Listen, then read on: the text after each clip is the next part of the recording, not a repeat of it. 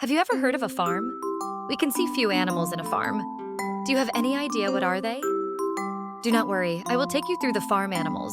Isn't it interesting? Come on, let's go. This is a cow. We get milk from cows. This is a sheep. They have wool in their body. We use wool to make various products such as bags, gloves, and rugs.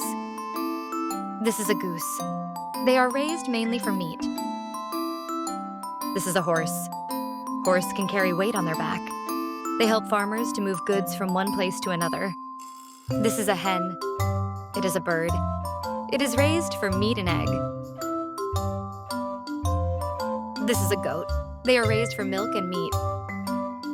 This is a pig. They are raised for meat. This is a donkey. They can carry weight on their back. They help farmers to move goods to different places. This is a duck. They are raised for egg and meat just like hen. This is a rabbit. Rabbits are raised for meat as well as a pet. Hope you are familiar with all these animals. Thank you for watching.